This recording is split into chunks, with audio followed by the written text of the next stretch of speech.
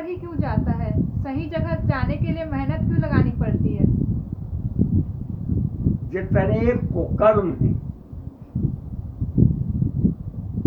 और सीधा साधा मैं जो हमेशा बताता हूँ, काम, क्रोध, माद, लोभ, मोह, द्वेष, ईर्ष्या, छल, कपट और दम, इनमें आकर्षण बहुत होता है।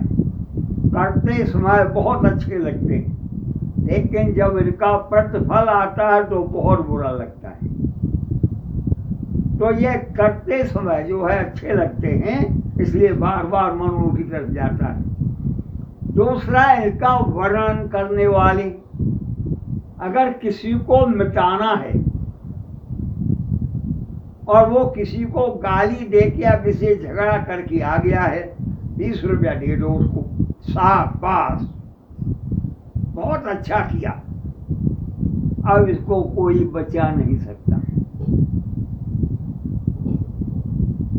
क्यों?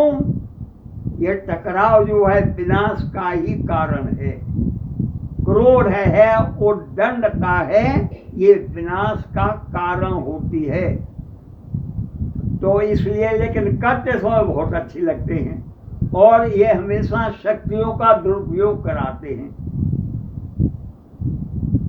तो जब हम शक्ति में हैं तो दूसरे का अपमान करना, दूसरे का तिरस्कार करना, उपेक्षा करना बड़ा अच्छा लगता है। लेकिन जब वही हमारे साथ होता है तो बहुत बुरा लगता है।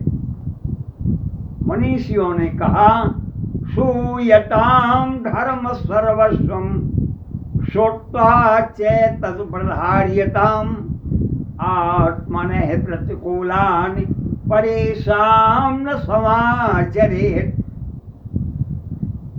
दूसरों के द्वारा किया गया अगर हमको बुरा लगता है तो हमको दूसरों के साथ नहीं करना चाहिए। इसका सुगम, अपने से बड़ों के साथ जैसा हमने व्यवहार किया है, हमसे छोटे हमारे साथ उसी प्रकार का व्यवहार करेंगे। तो बड़ों के साथ उसी प्रकार का व्यवहार करो जैसा छोटों से आशा रखते, अपेक्षा रखते। और छोटों के साथ जैसा हमने व्यवहार किया है तो हमसे जो बड़े हैं, शक्तिशाली हैं, वे वैसा ही व्यवहार करेंगे। तो इधर से आया हुआ अगर बुरा लगता है तो इधर मत दो, तो वह आकर्षण समाप्त हो जाएगा, मन कभी भी उधर नहीं जाएगा। जब हाथ लाभ जान जाओगे, एक बार अग्नि को छू के देख लिया, ओहो, पता लग गया उंगलियां अग्नि का काम जलाना है, अब दोबारा छुओगे तो बुद्धिमान का जाएगा। तो एक तो किसी भी कर्म का क्या फल प्राप्त होता है ये गुरु भगवान बताते हैं, संत बताते हैं, मनीषी बताते हैं, तो उसको स्वीकार कर लो, मत करो। लेकिन एक होते हैं, वो गुरु भगवान से ही कहते हैं, मैं इसका प्रभाव करके देखना चाहता हूँ। तो विधि बस सुजन कुसंगते पर ही भानि मन सम निज गुण अनुसर ही। वे करके देखते हैं, जब परिणाम आ जाता है तो आश्वस्त हो जाते हैं। अब प्रश्न ये है कि हम कुकर्मों को क्यों करके देखें।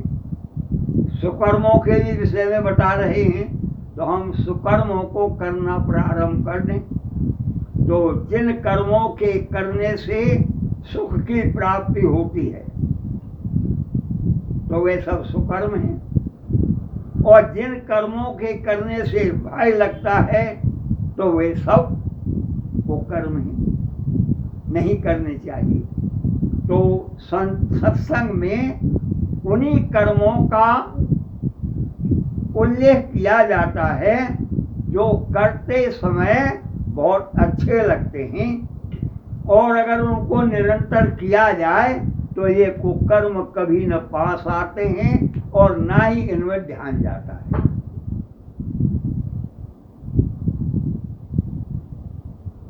हरि ओम तत्सत। श्री गुरुवे नमः। ओम नमः शिवाय। ओम दुर्गाय नमः। ये ऐसे स्मरण वाले शब्द हैं कि इनको अगर प्रातः काल स्मरण कर लिया जाए, सायंकाल स्मरण कर लिया जाए तो दुष्ट, कष्ट और भ्रष्ट ये मिलते नहीं हैं। तो इसलिए उधर ध्यान जाता है कि हमको वहाँ से मन को रोकने का उपाय मालूम नहीं है। और उपाय जब मिल गया कि परमात्मा का कोई भी नाम, परमात्मा के द्वारा बताया गया नियम, किसी भी नियम का अगर हम पालन करते हैं तो उधर ध्यान नहीं जाएगा। और फिर आँख का गुण है देखना। तो हमने देखा लेकिन उसका प्रभाव हमारे ऊपर नहीं पड़ेगा, उसका कोई हमको क्या बोलते हैं फल नहीं मिलेगा। और देखने के बाद हम भी वैसा ही करना शुरू कर दें तो जब तक कर्म नहीं करेंगे तब तक उसका फल प्राप्त नहीं होगा। तो जिन कर्मों के करने से हमने देखा कि इन कर्मों का फल ये होता है तो जरूरी है कि उनको करके देखना है। और जिनके कर्मों को हमने देख लिया कि ऐसा करने से सज्जन ही मिलते हैं, घर में भी शांति रहती है, हृदय में भी शांति रहती है, मोहल्ले वाले भी जो हैं वे भी प्रशंसा करते हैं, शांत रहते हैं, तो इन कर्मों में फिर लगे रहते हैं, उलट मन नहीं जाता है। क्यों जा रहा था? क्यों कभी तक हमको उपाय मालूम नहीं था। बिनु सत्संग विधि को न होई, राम कृपा बिनु सुलभ न सोई। तो सत्संग इसलिए किया जाता है कि वहाँ करने लायक कर्म बताए जाते हैं और जो इनके करने से हानि होती है उनको वहाँ नहीं बताया जाता है। तो करने लायक करते रहो, कभी उधर ध्यान नहीं जाएगा।